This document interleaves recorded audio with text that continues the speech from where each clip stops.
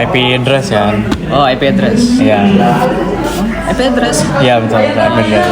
Gimana tuh? Gimana tuh? Coba saya. Nah, IP address nih bisa kita lihat di sini IP addressnya tuh 192.168.6.1 prefix 28. Nah, kenapa pakai prefix 28? Karena pakai yang lain. Aku pakai prefix 28 karena prefix 28 tuh banyak, bisa muat banyak host dia.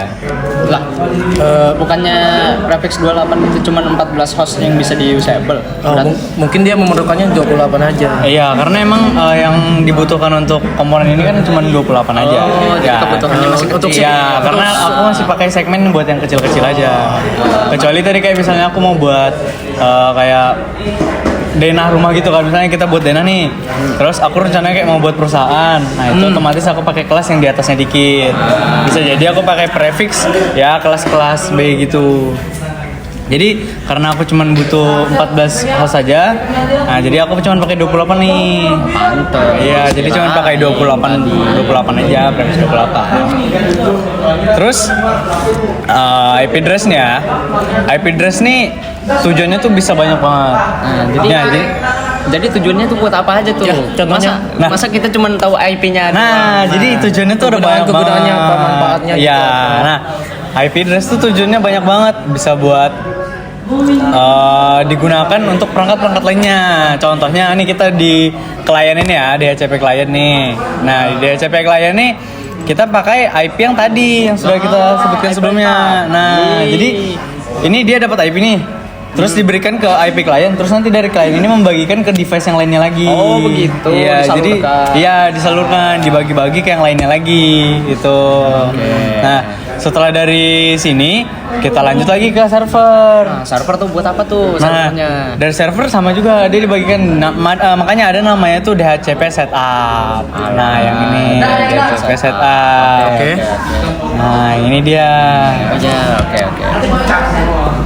Nah, terus ini kan tadi bahas IP address buat jaringan nih. Kenapa? Nih. Kenapa segmennya itu tadi di berapa? Di 8 ini. Kenapa? Iya, di 8 aja. Kenapa di 8? Kenapa nggak satu? Ya, kenapa nggak satu? Tuh, Karena nah. sebenarnya di IP address tuh bebas, kita bisa nentukan sendiri. Malah bebas, jadi Pak? iya, makanya IP address tuh ada dibagi menjadi dua, dinamis sama statis. Nah, apa bedanya tuh dua-duanya? Nah, kalau statis itu kita atur secara manual. Oke, secara sedangkan yang manual. dinamis itu dia dari pusat, dari server, jadi dari ISP-nya langsung. dinamis. Jadi, Iya, nah, betul. ini pertanyaannya kan namanya statis sama dinamis nih. Iya, Kalau betul. statis itu pastinya kata statis kan diam. Nah, dinamis ini maksud dari dinamis ini apa? Masa cuma dapat langsung dari server? Oh enggak, kalau statis itu kan dia diam. Dia tidak bisa berubah-ubah sendiri. Iya. Sedangkan yang dinamis itu bisa berubah. Kenapa sih bisa berubah-berubah gitu? Nah, jadi itu tujuannya banyak banget.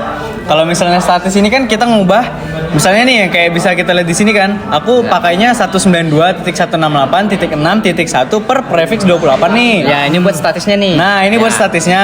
Oke. Nah, ini nggak bakal berubah. Dia- Apapun yang terjadi, misalnya kayak gangguan atau apapun, ini nggak bakal berubah. Oh, oke, nah, oke. sedangkan yang dinamis itu dia bisa berubah-ubah. Nah, kenapa tuh kira-kira? Misalnya nih, makanya orang kalau misalnya sudah masuk ke dalam IT global, biasanya mereka menggunakan yang dinamis karena supaya orang tuh nggak gampang buat ngehack gitu. Karena kan IP-nya otomatis alamat nih gini. Jadi aku jelasin dulu sebenarnya. IP address itu tujuannya adalah untuk sebagai alamat pada saat kita ingin membagikan ke device lainnya. Oh, oke, Nah, oke. makanya jadi misalnya nih, aku mau buat server nih, aku mau buat server jaringan. Otomatis aku butuhkan IP dong. Ya, betul, Nah, betul. IP ini dibagi menjadi dua tadi, dinamis sama statis. Yang Oke. statis kan tadi dia bersifat diam, sedangkan statis. dinamis itu kan bergerak terus kan ya. Ya, Nah, ya. misalnya nih kamu punya pusat server supaya server kamu ini nggak gampang dihack, makanya orang pakai yang dinamis. Oh. Karena dia bisa berubah seiring waktu. Jadi misalnya sekarang mungkin IP-nya 192.168 nih, kan pakai 6. Iya. Nah, bisa aja nanti karena kamu menggunakan yang dinamis, dia bisa berubah jadi 192.8.249 per prefix 24 gitu dia kalau dinamis. Oh, Jadi punya kegunaannya masing-masing ya? Iya betul, jadi ada kegunaannya masing-masing sendiri dia. Nggak terpusat hanya ke satu titik saja, beda sama kayak statis tadi. Berarti ada kelebihan dan kekurangannya. Nah betul sekali, ada kelebihan dan kekurangan. Kalau statis, kelebihannya dia lebih banyak kekurangan sebenarnya karena bisa dihack satu, karena gampang dilacak lokasinya ya kan. Nah, sedangkan dinamis keuntungannya banyak banget. Misalnya kamu gini deh, saya ambil contoh, misalnya kita lagi di bank nih, kita punya perusahaan bank. Supaya sistem kita nggak ke-hack, otomatis kita harus menggunakan yang dinamis. Supaya orang lain, misalnya aku sebagai hacker, aku mau nge-hack servernya dia nih. Nah, kalau misalnya aku mau hack kan gampang banget tuh.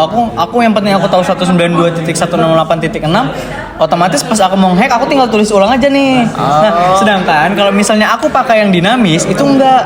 Aku misalnya pakai dinamis, sekarang aku hafal 192.168.6. Nanti mungkin sekitar 1 jam lagi sudah terubah lagi jadi 192.168.8.248. Karena otomatis.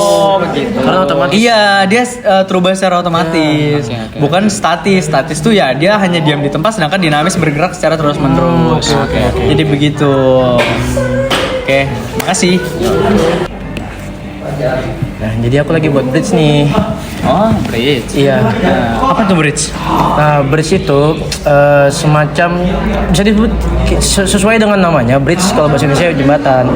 Jadi jembatan ini bisa kayak membagi gitu setiap jaringan port dan setiap ini bisa dilihat di sini kan interface kan. Nah, di sini ada interface, ada ETH1, ETH2. Nah, setiap ETH ini bisa kita masukkan ke dalam bridge agar bisa dibagi itu.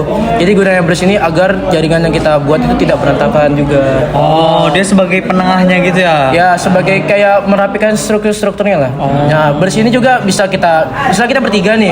Nah, kita bertiga nih bisa berbagi. Misalnya kita pakai satu IP, kita bisa berbagi. Nah, bisa juga kita stand alone. Stand alone maksudnya kita sendiri-sendiri. Jadi IP kamu, IP ku, IP Abu. Oh, gitu. berarti bisa digabung gitu ya? Bisa.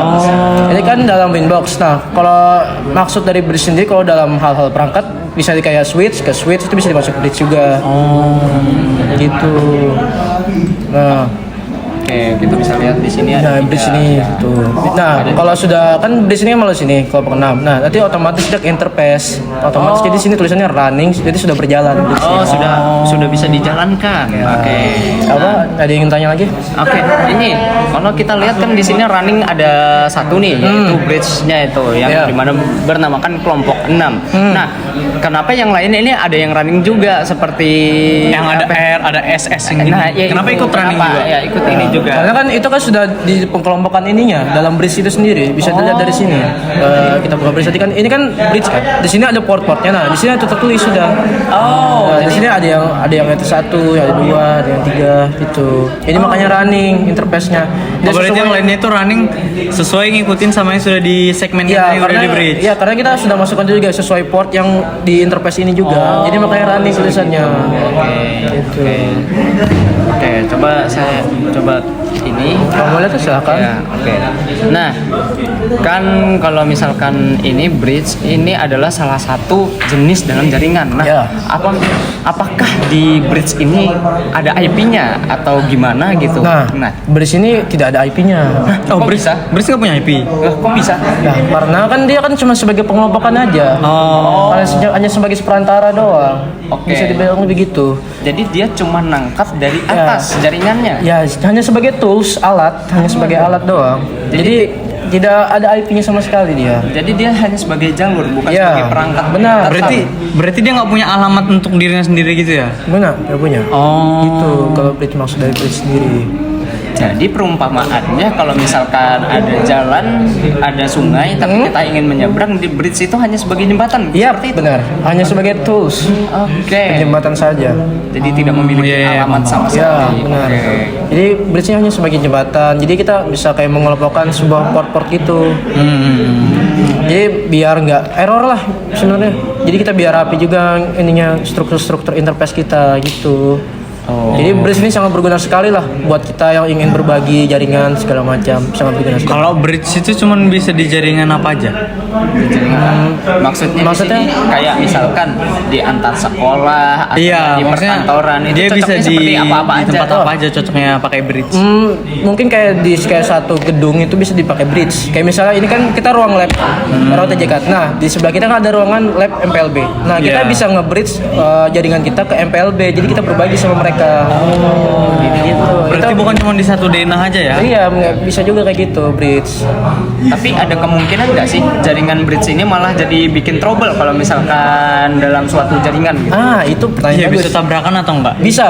Kadang bridge itu memang agak-agak trouble gitu. Cuman kan bridge itu ada yang terbagi dua. Ada yang bridge biasa sama yang bridge access point. Nah, untuk yang access point sendiri yang saya tahu itu dia menggunakan lebih ke wireless gitu. Oh, jadi tidak ada kabelnya Iya untuk benar. akses point ini? Benar sekali. Jadi berbaginya pakai ini non kabel. Jadi sesuai dengan namanya access point kan. Beda dengan bridge yang biasa cuman bridge doang sebutannya. Oh alah, jadi Gitu. Jadi juga nih, karena tadi bahas wireless, nah, Ya. Oke, berarti kalau misalkan wireless ini juga ada ininya sendiri, ada apa tuh? Ada targetnya sendiri buat perangkat-perangkatnya. Benar. Ada targetnya sendiri. Kan setiap kayak router begini pasti ada mode bridge-nya. Pasti ada mode Iya, bridge-nya. benar. Oke, berarti kalau misalkan yang fisik ini via kabel, berarti Iya. itu antar perangkat saja. Iya, antar perangkat saja. Sedangkan yang ini bisa ke langsung perangkat user atau klien. Iya, benar sekali. Jadi, Oke. jadi bisa saling berbagi. Jadi bridge ini bisa saling berbagi lah antar jaringan gitu. Sesuai dengan namanya sendiri bridge, jembatan atau sebagai perantara atau tools. Oke, Untuk jaringan. Nah, mungkin itu aja pembahasan. Oke, sip, makasih. Sip. Oke, jadi kali ini gue pengen bahas DHCP ya. Di sini DHCP itu kita bahas DHCP ya, kayak misalkan DHCP client, DHCP server. Oke, mungkin kita susun-susun terlebih dahulu ya di sini. Nah, oke, mungkin kita mulai terlebih dahulu apa sih DHCP itu? Jadi DHCP ini adalah sistem protokol yang dimana digunakan untuk suatu jaringan untuk mendapatkan IP. Jadi ya ini tuh salah satu sistem pengaturnya lah, protokol pengaturnya. Jadi kayak misalkan ada, tapi terutama di IP dinamis ya, kayak kita bisa lihat di addresses ini. Nih, di addresses ini kita bisa ngeliat nih ada IP yaitu dinamis, yang dimana dia punya IP 192.168.8.249 prefix 24. Nah itu didapatkan melalui penggunaan DHCP ini. Nah, tetapi DHCP itu apa sih? Kenapa ada DHCP server dan DHCP Iya, client? apa pembedanya apa? Nah, oke. Jadi kalau misalkan DHCP server itu adalah DHCP apa itu adalah servernya. Jadi server ISP-nya kita ngedapetin Jaringan dari ISP-nya. Ya, dari ISP-nya itu. Jadi kita nangkepnya itu melalui DHCP server, dimana di sini kita bisa melihat dengan DHCP servernya itu, dimana dia nangkapnya itu dilanjutkan ke interface yaitu Ethernet 1 dengan nama DHCP 1 dan addresses, dan di sini memiliki addresses book. Oh, berarti yang dari DHCP server ini yang dinamis ini berarti? Iya, yang dinamis ini. Oh, yang dinamis ini berarti DHCP server. Iya, nah kan itu tadi yang buat nariknya. Nah, Iya. sekarang itu yang buat nyalurkannya yaitu DHCP client. Jadi Oh, ada yang ngambil, ada yang nyalurkan gitu. nah, iya, dia sistemnya seperti itu. Dia harus ngambil dulu baru bisa disalurkan. Ada yang menerima, ada yang mengirim. Nah, iya gitu. Jadi di sini ada DHCP client. Nah, ini itu adalah yang menyalurkan ke perangkat-perangkat lain dengan ini. Nah, jadi bisa dikatakan interface ini adalah DHCP clientnya karena dia yang meneruskan jaringannya. IP-nya. Nah, IP-nya ya seperti tadi sama, yaitu 192.168.8.249 prefix 24. Nah, dan dia bisa berganti-ganti. Nah, Status apa tuh? Ada bond. oh, status bound. Bound ini dalam artian yaitu terhubung. Jadi bound ini itu dalam artiannya terhubung, berarti dia akan terhubung dengan jaringannya. Oh, berarti kayak misalnya jaringan ini ternyata belum punya koneksi dan udah punya koneksi itu ditandai dari bond atau tidak bondnya. Iya, biasanya apa itu? Biasanya di sini kalau misalkan berhasil itu adalah statusnya bond seperti ini. Kalau kurang berhasil saya kurang tahu ya, mungkin ada false atau failure gitu. Saya mau nanya. Stopped. Nah, Ini kan statusnya bond. Ya. Nah, apakah ada hubungan dari interface sendiri? Kan situ ada tulisannya alfabet, ada R, ada S. Maksudnya itu apa sih? Apakah ada hubungan sendiri dari DHCP client? Untuk DHCP client ini ada hubungannya, terutama di port yang dijadiin DHCP Tadi kan clientnya. port 1. Ya, kalau kita lihat di sini ada di port 1 yaitu Ethernet 1 yang ISP, kan kita narik jaringan tuh biar dapat IP. Nah, itu tuh ada ini statusnya ini dia meneruskan nih ada berapa kbps gitu, ada ini. Jadi dia sudah jaringannya gitu ya. Ya, total jaringannya dan juga kita bisa melihat dari tanda-tanda ini alfabet ini tadi yaitu R artinya running sama seperti sama seperti bridge sebelumnya yang dimana running kan. Sedangkan S ini itu lebih ke arah terhubung ke bridge-nya. Jadi dia itu alfabet yang digunakan kalau dia itu menjadi kesatuan sama bridge-nya. Nah, kan kita udah nih bahas DHCP-an. Nah, kita sebenarnya ada dengan lagi nggak nih? ya ada yang disebut IP pool. Nah, tadi sebenarnya udah dijelasin, tapi IP pool ini juga nyangkutnya tuh ke DHCP. Nah, apa itu IP pool? Nah, IP pool itu apa tuh masuk dalam rentang IP yang dapat digunakan. Misalkan kita bisa lihat di sini ini adalah IP statis yang kita buat dan dia ini punya IP pool seperti ini 192.168.6.2 sampai titik 14. Nah, ini apa nih? Oke, jadi ini apa nih yang 2 sama 14 nih kok beda tapi yang 6-nya ini sama. Jadi yang 6 tadi kan segmen Ya, saya yang sempat dijelaskan. Nah, untuk yang 2 sama 14 ini itu usernya.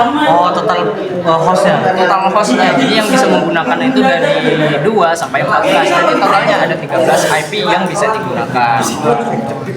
Nah, tadi juga kita ada sempat menyinggung bridge. Nah, Apakah ada hubungan antara DHCP sama bridge? dia ada hubungannya tapi termasuk lebih ke arah hubungan itu konektivitasnya, cara konektivitas dari perangkat-perangkat lain. Jadi dalam jaringan IP itu disalurkan lewat 2 cara yaitu root dan juga bridge. Oke, kita mulai dulu dari bridge karena disinggung paling awal. Oke, bridge ini adalah sebuah perangkat yang menjadi tools aja atau jadi ini seperti namanya bridge. Jadi dia itu ya hanya sekedar telepon aja dan tidak ada konfigurasi tiap IP-nya harus khusus kemana gitu hostnya. Nah, sedangkan untuk root ya. Nah, untuk root ini sendiri itu adalah lebih ke arah dia itu sudah terstruktur. IP ini ke sini, IP yang ini ke sana gitu. Jadi dia sudah menetapkan alamat IP-nya. Iya, sudah ditetapkan. Juga biasanya dinamis, jadi dia tidak ganti-ganti. Karena ya itu sudah diatur. Dan di sini ada tulisan reachable. Nah, reachable ini itu artinya terjangkau. Apa menjangkaunya? Ya, menjangkau dari jaringannya tersebut dan udah diatur juga. Oke, jadi ya gitulah.